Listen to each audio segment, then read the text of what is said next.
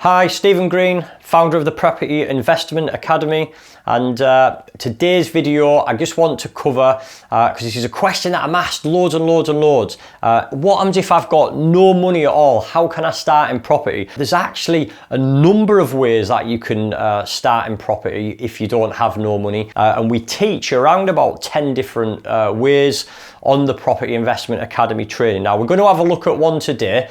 This is one that I use quite often, and it's really easy to do as well, and it's one of my preferred strategies. So if you've got no money at all to get started in property, I want to give an example of something which I use. Now if you have a look in the link, you'll be able to see an example of an exact property where I've used this type of finance, this type of strategy to buy property using none of my own money at all. So let's have a look at that then of how we're going to do it, how we're going to get started with no money at all. So we're going to say that you're buying a property and you've been able to buy it below market value, meaning that you've been able to buy it for a lower amount than what it's actually worth. So you'll be able to sell it on for a greater amount. Now you might think, well, why would somebody sell me their property below market value?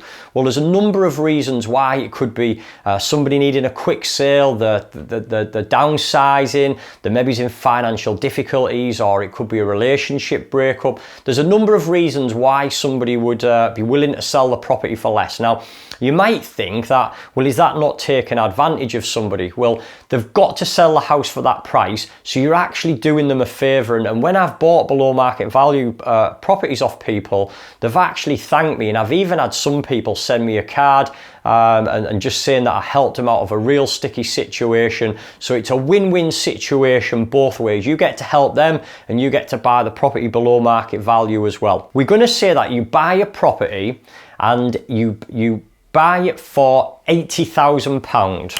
So you agree with the vendor, so you agree with the seller to buy this property for £100,000. Now you know that this property is worth over £100,000 because you've checked your comparables and you know on the street they're selling for that amount. You get a valuation at this point, and the valuation comes back on this building of £110,000.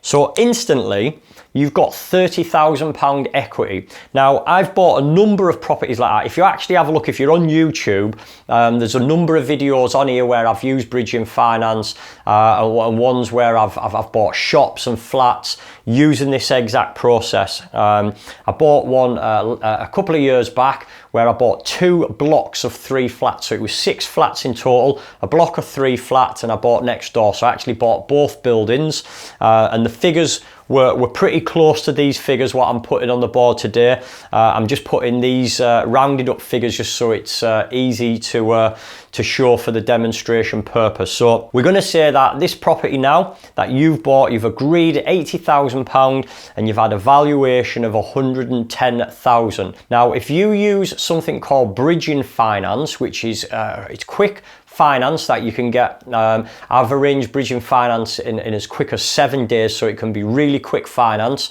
The fees are higher, so generally you'll pay around about 1% per month, so not per annum, 1% per month, which is 12% per annum. And you'll also have some fairly hefty fees in there as well, so you might have a couple of grand for the arrangement fees and a couple of grand exit fees at the back end as well. So taking that in consideration, we're going to say that you had no money, but you've managed to get this cracking deal for £80,000. You've had it valued for 110.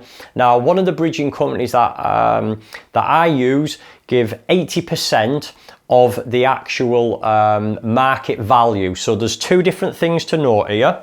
There is MV, which is market value, and there's PP, purchase price.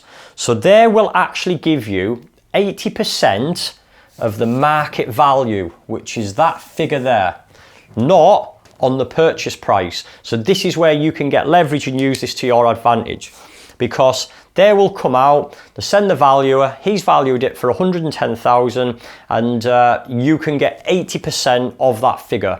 So 80% of 110 means that you can actually get out £88,000 based off that property, which means you've now got enough to buy the property, yeah, and you've also got enough to cover your fees as well. So you can actually just roll those fees up, or you could have a couple of grand to do some light renovation works on the project. So you can see by using bridging finance, you can quite easily go around and buy properties. So I've probably bought in excess of 25 properties using this strategy of using none of my own money at all.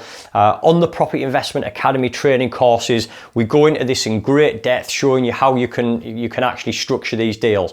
Now, I want to give a little example on this. So let's say this is the property that I bought, where I bought 2 blocks of 3. So we're going to say that it was just one. Now, I ended up buying actually the block of 3 for £96,000, and the same for the one next door. So the figures were actually even better than these ones that we've got here. But let's have a look at these ones because they're quite simple figures to use. So on that property, it actually cleared, after paying out the mortgage, it clears 7,500, and that's the same for next door. So I actually clear £15,000 from these 2 properties. So if you were to clear £7,500 from just one of these deals, then how many of these deals would you need to be able to make yourself financially independent and give up that job that you maybe is doing right now, or even speed up your portfolio? So you might have properties and you're a property investor, but you want to speed up your results a lot quicker,